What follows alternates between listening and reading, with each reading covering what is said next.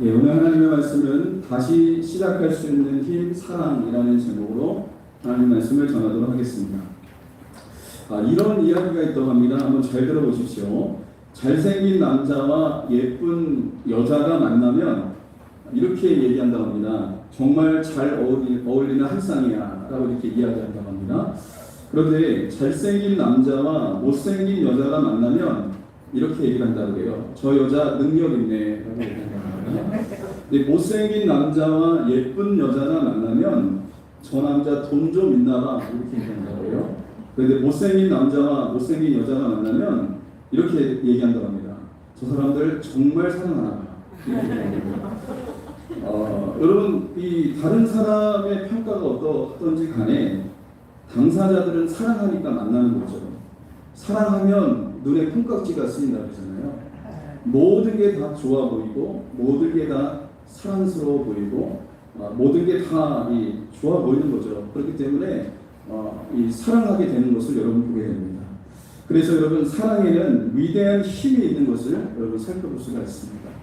남아프리카 원시 부족 중에 바벤바라고 하는 부족이 있는데, 이 바벤바라고 하는 부족은 이 범죄율이 낮기로 아주 유명한 부족입니다. 범죄율이 너무나 낮기 때문에 인류학자나 사회학자들이 이 부족을 연구를 해봤어요. 도대체 이 부족은 어떤 부족이길래 범죄율이 이렇게 낮을까 연구를 해봤더니 아주 독특한 면을 발견하게 되었어요.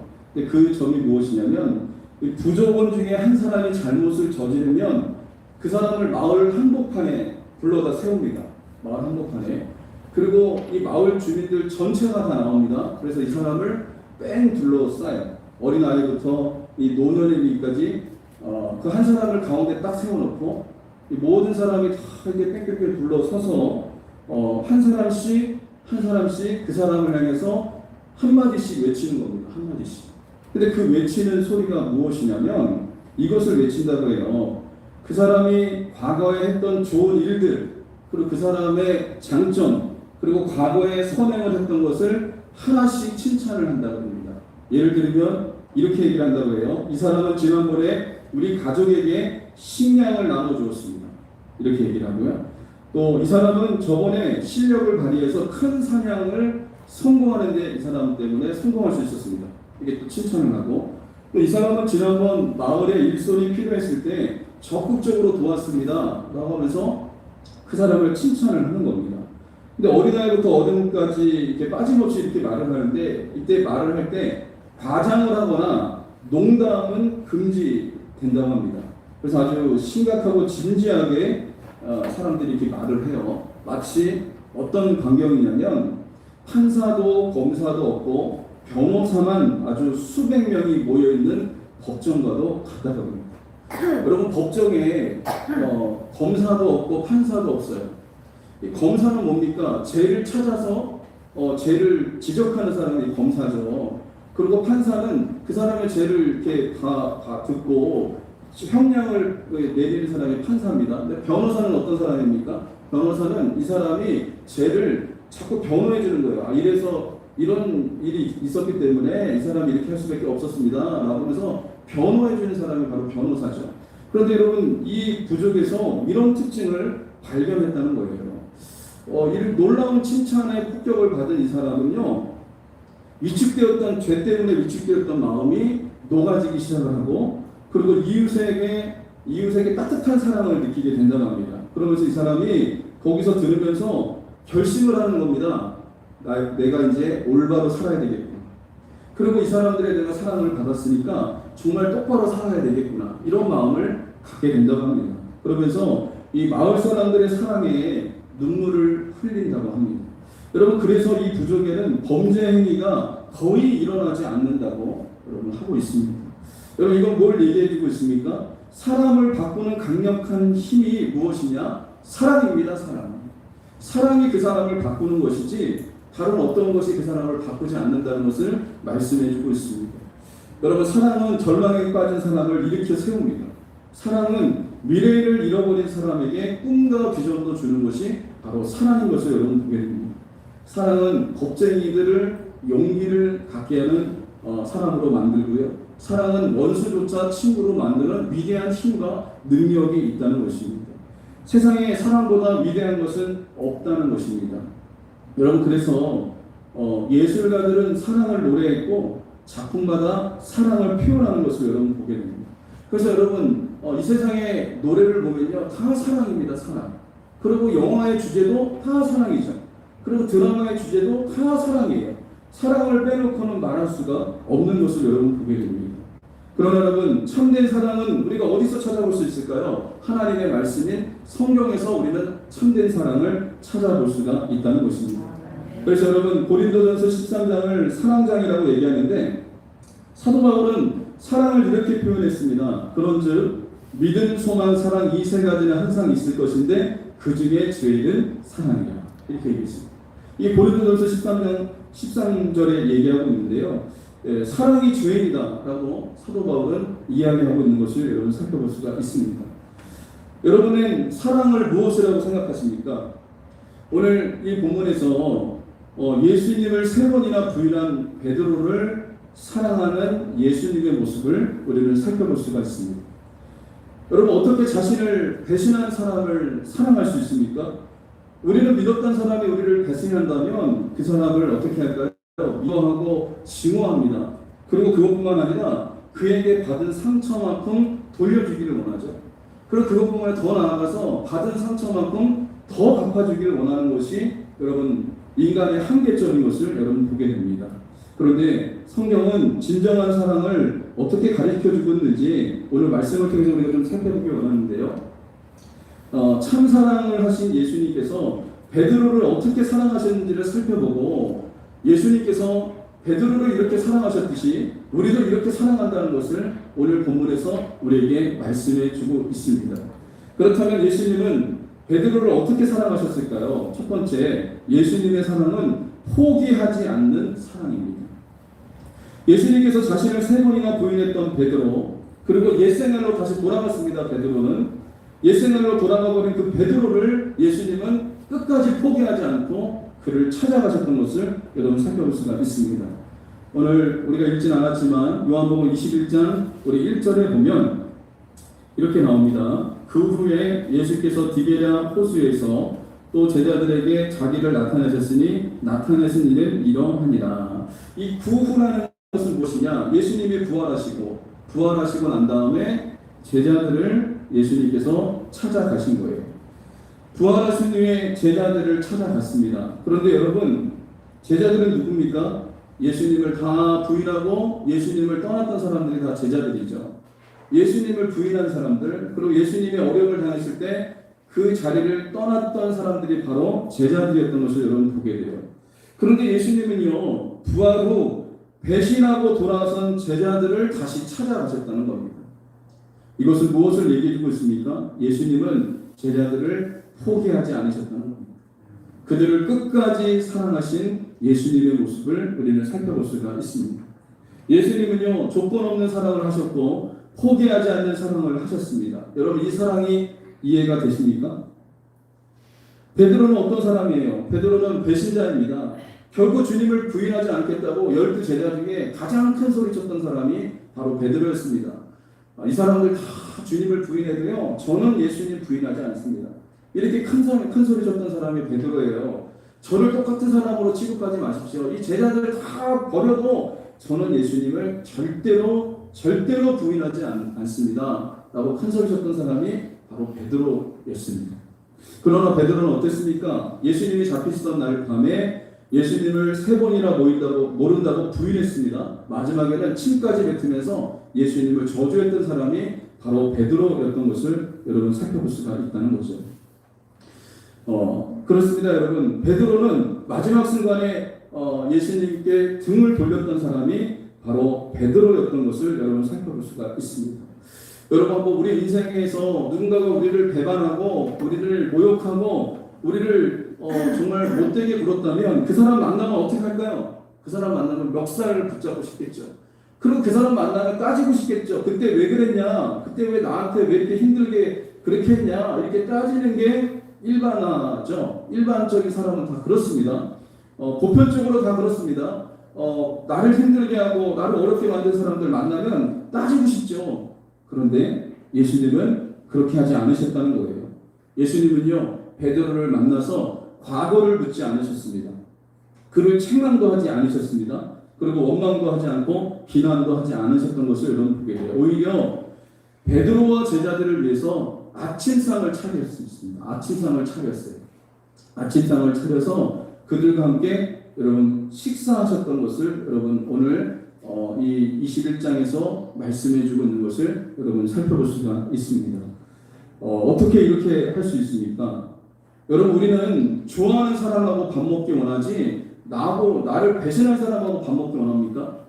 내가 정말 사랑하는 사람, 그 사람하고 밥 먹기 원하지 나를 배신하고 모욕했던 사람하고는 절대로 밥 먹지 않을 것입니다. 그런데 예수님은요, 자신을 버리고 도망간 베드로와 제자들과 함께 예수님은 함께 식사하셨던 모습을 살펴볼 수가 있다는 거죠. 왜 그러셨을까요? 예수님께서 그렇게 하신 이유는 무엇이냐면 행동으로 보여준 거예요. 베드로를 포기하지 않고 그를 끝까지 사랑한다고 하는 그 주님의 말씀인 것을 여러분 살펴볼 수가 있습니다.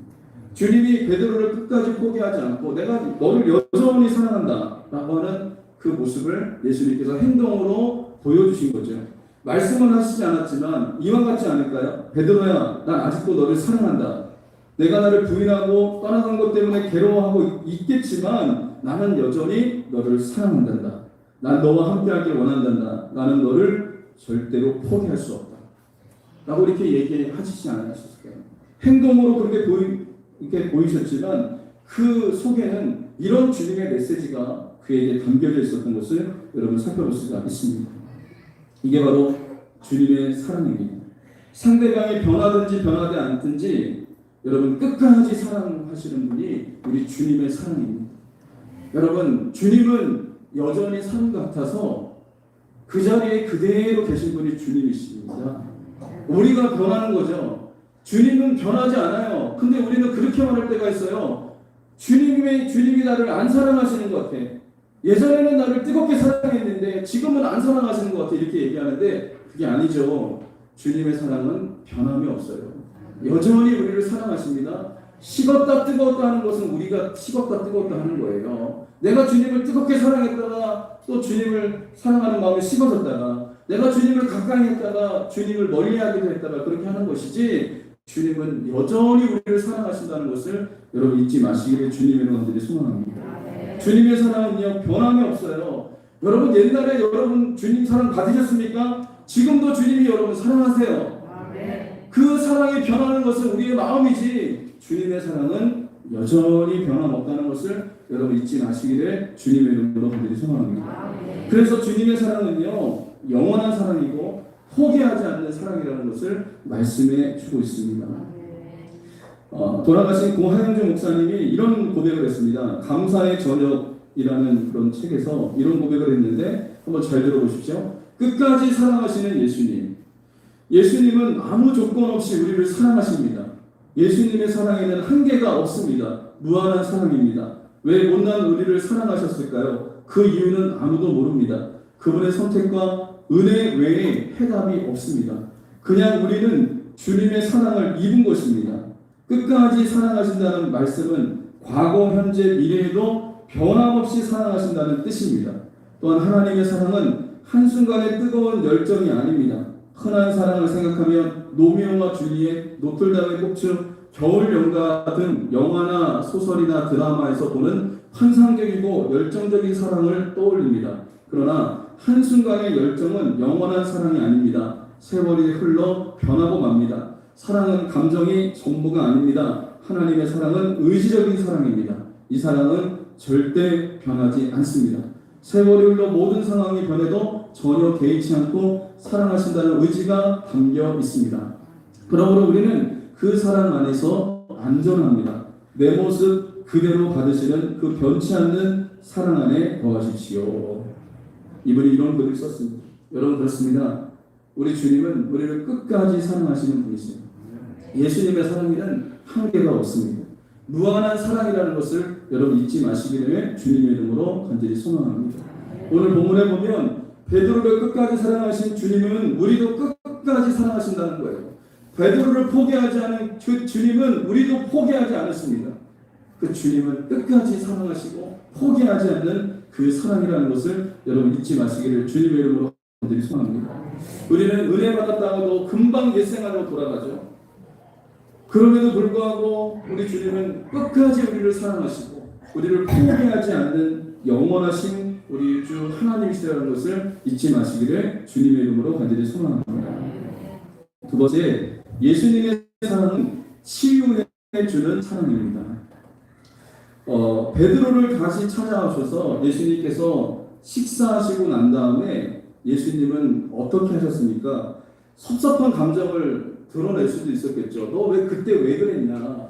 왜 나를 그렇게 3번이나 부인했냐? 이렇게 섭섭한 감정을 드러내실 수도 있었지만 예수님은 그렇게 하지 않았어요. 여러분, 우리가 읽었던 우리 15절 말씀에 보면 이렇게 얘기합니다. 그들이 조각 먹은 후에 예수께서 시몬 베드로에게 이르시되 요한의 아들 시몬아 내가 이 사람들보다 나를 더 사랑하느냐 하시니 이르되 주님 그러하나이다. 내가 주님을 사랑하는 줄 주님께서 아시나이다. 이르시되 내 어린 양을 먹이라 하시고 주님은 다른 거 묻지 않으셨어요. 내가 나를 사랑하느냐 이렇게 물으셨습니다. 베드로의 마음이 얼마나 찔렸겠습니까? 예수님을 3번이나 부인했잖아요. 그런데 이 물음을 한두 번도 아니고 3번씩이나 똑같은 질문을 예수님께서 묻고 계신다는 것이죠. 왜 예수님께서 3번 물으신 것일까요? 3번 물으신 이유가 여기에 담겨져 있어요. 여러분, 예수님께서 내가 나를 사랑하느냐라고 이렇게 3번 물으신 게 따지시려고 물은 게 아닙니다. 따지시려고. 너 왜 나를 이렇게 부인했어? 그러면서 따지려고 물은 게 아니고요. 이 베드로를 믿지 못했기 때문에 이 믿음을 다시 한번 이 믿음의 고백을 받고 싶어서 이렇게 하신 것도 아니고 예수님께서 이렇게 3번 물으신 이유는 베드로의 그 예수님을 3번 부인함으로 그 마음이 상한 그 마음을요 회복시키고 치유하기 위해서 예수님은 3번 질문하신 거예요. 베드로의 그 무너진 마음, 예수님을 사랑하고 싶었지만 그 예수님을 부인했던 그 무너진 그 마음을 예수님께서 치유하기 원하셨던 주님의 마음이 담겨져 있었던 것을 여러분 살펴볼 수가 있습니다. 베드로가 예수님 앞에 다시 섰을 때 그의 마음이 얼마나 힘들었을까요? 정말 힘들었을까요? 죄책감에 눌려서 어떤 마음을 품었을까요? 나 같은 놈은 주님의 제자도 아니야. 나 같은 놈은 정말 죽어도 마땅해 라고 하는 그 죄책감에 그가 억눌려 있지 않았을까요? 그러나 주님께서는 그 죄책감에 억눌려 있고 정말 낙심하고 좌절해 있는 그 베드로에게 3번 동일하게 질문하시면서 그의 상한 마음, 무너진 마음을 회복시키기를 원하셨던 그 주님의 놀라운 뜻이 담겨져 있는 것을 여러분 살펴볼 수가 있다는 것입니다. 여러분, 저 또한 제가 신학생으로 지금 주의종의 길을 가겠다고 열심히 하겠다고 결심을 하고 신학 공부를 열심히 하다가 정말 제 자신을 보니까요 주의종감이 아니에요. 그래서 신학교를 휴학했던 적이 있어요. 정말 나는 주의종감이 아니고 나는 정말 주의종으로 가는 게 아니라 평신도로 걸어가야 되겠다. 그냥 이런 마음을 품고 신학교를 휴학했던 적이 있습니다. 그래서 제가 보육원에 가서 선생님으로 그 일을 감당을 했는데 그런데 주님이 저를 다시 찾아오셔서 감화감동하시는 거예요. 다시 저를 부르시는 거예요. 다시 주님이 저를 부르시는데 주님 내가 여기 있사오니 이 찬양을 부르면서 제가 펑펑펑 울었습니다. 근데 보육원에서 제가 찬양 인도를 하는데 그날 그 찬양을 제가 선곡을 해서 그 찬양을 막 불렀어요. 그 찬양 부르는데 주님 내가 여기 있사오니 나를 보내셔서 나를 써주셔서 그 찬양을 부르는데 막 눈물이 터져갖고 주체할 수가 없었어요. 근데 주님이 저를 다시 부르시는 거예요. 저는 주의 길 못 간다고 생각했죠. 나는 절대로 못 갈 인간이다. 나 같은 놈이 어떻게 주의 종감이냐, 주의 종이 될 수 있냐라고 하면서 낙심하고 좌절했는데 주님이 찾아오셔서 다시 저를 위로해 주시고 다시 소망의 말을 불어넣어 주시고 다시 저를 붙잡아 주시는 놀라운 역사가 여러분 일어났던 것입니다. 여러분, 지금 베드로도 마찬가지예요. 베드로 예수님을 3번 부인했어요. 3번 부인해서 그의 마음이 무너질 대로 무너져서 옛생활로 돌아갔습니다. 이제 어부가 어부로 살려고 돌아갔어요. 그가 이제 갈릴리 바닷가에 가서 어부로의 일을 감당하고 있는데 예수님께서 그곳에 찾아오셔서 베드로에게 다시 주님의 사랑을 불어넣어 주시는 그런 모습을 여러분 살펴볼 수가 있다는 겁니다. 여러분 그렇습니다.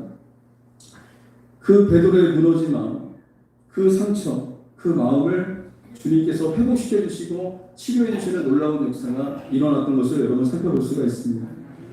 베드로의 상처와 무너진 마음을 회복시켜 주신 주님께서 오늘 여러분의 상처와 여러분의 무너진 마음을 다시 회복시켜 주시는 분이 우리 주님이십니다. 여러분이 무엇 때문에 무너지셨습니까? 여러분이 무엇 때문에 마음을 아파하고 계십니까? 여러분이 무엇 때문에 낙심하고 좌절하고 절망하고 있습니까? 그 주님은요, 오늘 베드로를 찾아오셨던 것처럼 우리를 찾아오셔서 우리의 그 상한 마음, 여러분 답답한 마음, 억눌린 마음들을 다시 어루만지셔서 우리를 회복시켜 주시고 치료해 주시는 분이 우리 주 예수님이시라는 것을 여러분 잊지 마시기를 주님의 이름으로 한절히 소망합니다. 우리 연약하고 부족하고 허물만치다. 그럼에도 불구하고 우리에게 다시 찾아오셔서 다시 우리를 회복시켜 주시는 분이 우리 주 예수님이시라는 것을 말씀해 주고 있다는 거예요. 마지막으로 예수님은 우리에게 진정한 사랑의 모습을 보여주셨는데 어떤 모습을 보여주셨냐면 다시 기회를 주셨다는 겁니다. 베드로에게 다시 기회를 주셨어요. 여러분 반복되는 실수를 되풀이하는 사람에게 세상은 기회를 주지 않습니다. 너 몇 번째냐? 몇 번이나 실수한 거야. 그래서 너에게는 다시 기회가 없어. 이렇게 얘기할 수 있는 게 세상이지만 그러나 예수님께서는 어떻게 하셨습니까? 여러분 17절 여러분 보시기 바랍니다. 17절에 세 번째 이르시되 요한의 아들 시몬아 내가 나를 사랑하느냐 하시니 주께서 세 번째 내가 나를 사랑하느냐 하심으로 베드로가 근심하여 이르되 주님 모든 것을 아시오매 내가 주님을 사랑하는 줄을 주님께서 아시나이다. 예수께서 이르시되 내 양을 먹이라 이렇게 얘기하셨습니다. 베드로를 치유하시기 위해서 세 번씩이나 베드로에게 사랑의 고백을 하게 하신 예수님은 그 고백을 드릴 때마다 하신 말씀이 있습니다. 내 양을 먹이라, 내 양을 치라, 내 양을 먹이라 라고 예수님께서 그에게 다시 사명을 불어넣어 주고 있는 모습을 여러분 살펴볼 수가 있습니다. 이 짧은 구절에서 주님이 강조한 것은 무엇입니까? 베드로에게 다시 일하라는 거예요. 다시 일하라고 말씀하고 있는 겁니다. 이 말씀을 들었을 때 베드로의 마음이 어땠을까요? 아마 이렇게 말하지 않았을까요? 주님 저는 믿을 만한 놈이 아닙니다. 주님을 배신했던 놈입니다. 그런데 제가 어떻게 주님의 양을 먹일 수 있겠습니까? 제가 어떻게 주님을 위해 다시 일할 수 있겠습니까? 이렇게 말할 수 있었겠죠. 그러나 주님은 세 번 다 동일하게 말씀하셨습니다. 내 양을 먹이라. 내 양을 먹이라라고 예수님께서 말씀하고 있는 것을 여러분 보게 돼요. 마치 예수님께서 이렇게 말씀하신 것만 같습니다. 베드로야 난 너를 사랑한다. 그러기에 널 믿는단다. 내가 연약해서 날 부인할 수밖에 없었지만 나를 사랑하는 내 마음만큼은 그대로라는 것을 잘 안단다. 넌 여전히 나의 수제자이고 나의 동역자다. 그러니 힘을 내라. 그리고 더 이상 과거에 얽매이지 마라. 그리고 내 양을 맡아주렴. 이렇게 예수님께서 말씀하시는 것입니다. 여러분 그렇습니다. 주님은 베드로를 사랑하셨기 때문에 그를 믿으셨고 그리고 그에게 다시 양떼를 맡기셨던 것을 여러분 살펴볼 수가 있습니다. 여러분 양떼는 무엇입니까? 예수님의 핏값으로 사신 그 영혼이 바로 양떼들이죠. 여러분 예수님의 핏값으로 산 그 영혼이 양떼들인데 그 양떼를 아무에게나 맡기겠습니까? 아무에게나? 주님의 양인데 여러분은 주님의 양이에요. 여러분은 주님의 양인데 그 주님의 양들을 아무에게나 맡기겠습니까? 근데 예수님께서 베드로에게 다시 사명을 불어넣어 주셨다는 것은 베드로를 믿었다는 거예요. 베드로가 잘할 수 있다는 그런 믿음을 가졌기 때문에 베드로에게 다시 기회를 주시는 놀라운 역사가 여러분 일어났던 것을 살펴볼 수가 있습니다. 제가 부목사로서 그 역할을 감당할 때 얼마나 실수를 많이 했겠습니까? 부목사로서 그 전 교회에서 부목사로 일을 하면서 실수도 많이 하고 참 못난 짓도 많이 하고 막 그랬어요. 근데 그 이제 지금 돌아가셨지만 그 영우소 목사님은 저를 믿어주셨어요. 참 믿어주셨어요. 목사님 한 번은 교통사고 나셔갖고 강단에 서지를 못하셨습니다. 강단에 서지를 못했는데 그때 이제 저한테 11시 예배를 맡기셨어요. 11시 예배를 맡기셔서 제가 같이 강단에 올라서는데 아무나 그 강단 내어주지 않잖아요. 부목사인데. 그런데 목사님이 저한테 그 11시 예배를 맡기시면서 같이 강단에 올라섰는데 제가 얼마나 떨었는지 몰라요. 강단에 올라설 때. 막 벌벌벌 떨었어요. 그 교회가 크기 때문에 한 1000석이 들어가기 때문에 교회가 커요. 교회가 크고 성도들도 많기 때문에 정말 그 11시 예배라고 하는 중압감, 그리고 담임 목사님이 옆에 계시고 그리고 제가 부목사가 설교해야 되는 그 중압감, 과연 내가 잘할 수 있을까? 그런 염려, 걱정과 근심이 눌렸지만 목사님께서 저한테 격려해 주시는 거예요. 할 수 있어. 이목 할 수 있어. 잘할 수 있어. 그래서 옆에서 저를 토닥토닥 하시면서 강단에 올라가기 전에 저한테 격려해 주시고 위로해 주시고 할 수 있다고 이렇게 격려해 주시는 거예요. 그래서 제가 올라가서 하나님의 은혜로 설교를 했어요. 그것뿐만 아니라 목회를 하면서 거기서 부목사로서 역할을 감당하면서도 여러 가지 정말 힘들고 어려운 일들도 있었지만 그때마다 하시는 말씀이 저를 믿어주셨어요. 한번 해봐. 할 수 있어. 이 목사는 잘할 수 있어. 그러면서 제가 거기서 날개를 활짝 폈어요. 날개를 활짝 펴서 하나님의 사역을 정말 할 수 있도록 그렇게 할 수 있도록 해주신 분이 바로 그분이셨어요. 그분이 왜 그렇게 하셨냐? 그분은 예수님을 닮은 하나님의 사람이었기 때문에 그렇습니다. 여러분 우리 주 예수님도 마찬가지예요. 할 수 있어. 우리 주님이 우리에게 격려해 주시는 거예요. 다시 시작해봐. 너는 할 수 있다. 너는 할 수 있어. 라고 하면서 우리 주님은 성령님을 통해서 우리에게 격려해 주시는 분이 우리 주 예수님이십니다. 여러분 때로는 여러분이 여기 앞에서 특성하다가 실수할 때도 있어요.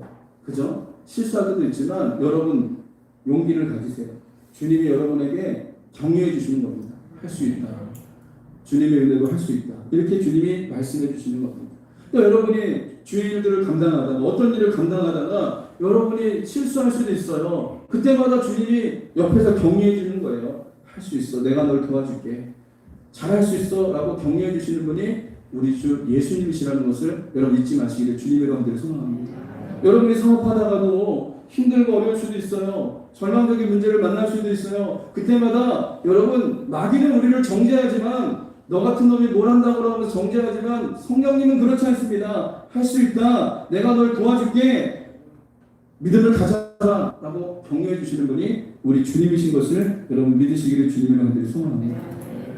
그래서 여러분 주님의 사랑은 어떤 사랑이냐면 지금 베드로를 통해서 우리에게 말씀하시는 것은 그것이에요. 사랑은 다시 시작할 수 있는 힘을 주는 겁니다. 우리가 다시 일어나서 주의 일을 할 수 있고 주님의 길을 걸어갈 수 있는 건 주님이 우리를 여전히 사랑하기 때문에 그렇습니다. 여전히 사랑하기 때문에 그래요. 여러분 어린아이가 부모님이 있다면 담대하게 일할 수 있습니다. 어린아이. 그 부모님이 없으면 아이들이 위축되죠. 위축되고 그렇지만 부모님이 계시기 때문에 담대할 수 있는 거예요. 마찬가지입니다. 우리 곁에 누가 계십니까? 예수님이 계십니다.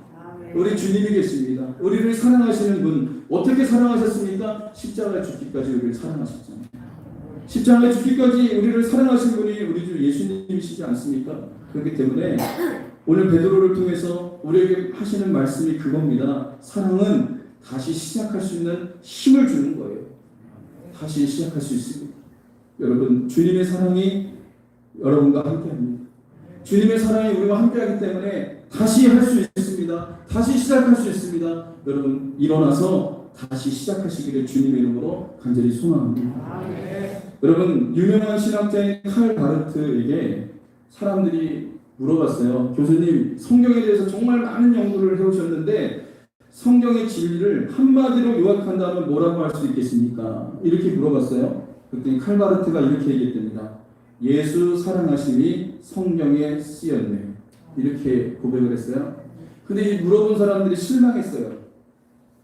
이거는 찬송가 아니냐. 뭔가 대단한 교수님한테 대단한 말을 듣고 싶었는데 그냥 예수 사랑하심이 성경에 쓰였다라고 얘기하니까 이 사람들이 실망을 했어요. 뭔가 대단한 말을 듣고 싶었는데 우리도 다 아는 말 예수 사랑하심이 성경에 쓰였는데 누가 몰라. 이러면서 이런 마음을 품었다고 합니다. 그런데 여러분, 그 사람들은 웃음을 터뜨렸지만 여러분, 예수 사랑하심이 성경에 쓰였다라고 하는 이 가사를 보면요, 놀라운 고백이 담겨져 있습니다. 제가 이 가사를 한번 읽어드리겠습니다. 예수 사랑하심을 성경에서 배웠네. 우리들은 약하나 예수 권세 많도다. 날 사랑하심, 날 사랑하심, 날 사랑하심 성경에 쓰였네. 나를 사랑하시고 나의 죄를 다시서 하늘문을 여시고 들어가게 하시네. 3절에 보면 내가 연약할수록 더욱 귀히 여기사 높은 보좌 위에서 낮은 나를 보시네. 4절에 세상 사는 동안에 나와 함께 하시고 세상 떠나가는 날 천국 가게 하소서. 놀라운 사랑이 아닙니까? 여러분, 예수님의 사랑, 이 예수님의 사랑을 안다면 우리는 다시 시작할 수 있습니다. 베드로에게 주님은 여전히 내가 너를 사랑한다고 하는 그 사랑의 확신을 불어넣어 줬습니다. 베드로가 어떻게 됐습니까? 다시 일어나 주의 일들을 감당했죠. 그는 어떻게 감당했습니까? 여러분, 이 전설에 의하면 베드로는요, 십자가에 거꾸로 못 박혀서 죽었어요. 십자가에 거꾸로 못 박혔어요. 그가 십자가에 못 박힐 때 뭐라고 하냐면 예수님처럼 똑같이 못 박힐 수 없기 때문에 나를 십자가에 거꾸로 못 박았어요. 베드로는요, 순교의 순간에 다시 도망가지 않았습니다. 죽었습니다. 어떻게 그가 십자가에서 죽을 수 있었을까요? 그 놀라우신 사랑에 확신이 있었던 거죠. 나를 다시 사랑하시고 나를 여전히 믿어주시고 나를 끝까지 포기하지 아니하시고 나를 사랑하시는 예수님의 놀라운 사랑에 확신이 있었기 때문에 그는 순교하는 믿음까지 나아갔던 것을 여러분 살펴볼 수가 있습니다. 여러분, 그렇습니다. 예수님은 나 같은 자의 죄를 다 씻어주시기 위해서 보혈을 흘리셨습니다. 내가 연약할수록 더욱 귀히 여기시는 분이 우리 주님이십니다. 내가 쓰러지고 넘어져도 다시 기회를 주시는 분이 우리 주 예수님이십니다. 그 예수님은 우리를 끝까지 사랑하시는 분이십니다. 우리를 치유해 주시는 분이십니다. 다시 기회를 주시는 분이십니다. 그래서 여러분, 그 주님의 사랑을 힘입어서 다시 일어나 여러분 주의 일들을 감당하고 주님의 길을 걸어가고 주님께 영광 돌리는 저와 여러분들이 되시기를 주님의 이름으로 간절히 소망합니다. 이 시간 우리 찬양하겠습니다. 그 사랑, 말씀을 생각하시면서 우리 찬양하면서 우리 간단하게 하겠습니다. 그 사랑을 우리 찬양하겠습니다.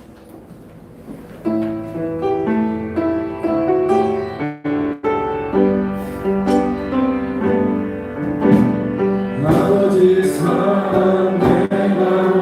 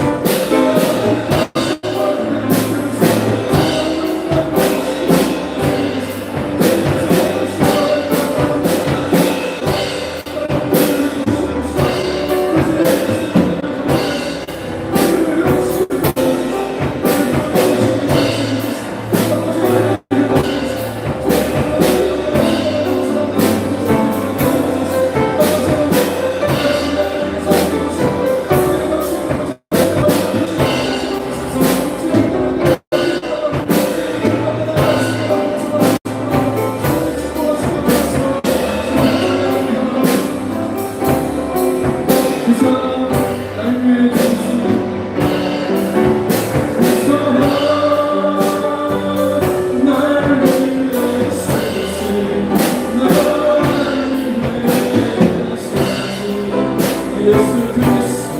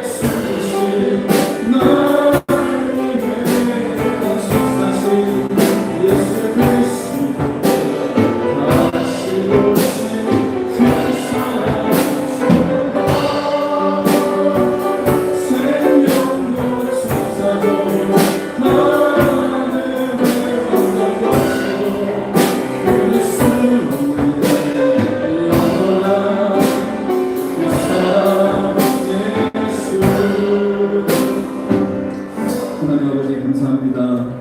예수님을 세 번이나 부인하여 낙심하고 좌절하여 옛 생활로 돌아간 베드로를 다시 찾아가셔서 그에게 다시 한번 사명을 불어넣어 주시고 포기하지 않는 사랑으로 역사하셨던 그 예수님께서 우리를 포기하지 않는 사랑으로 함께 하시는 줄 믿습니다. 아버지 하나님, 우리가 있는 자리에서 다시 일어나서 하나님의 일들을 감당할 수 있도록 도와주시옵소서.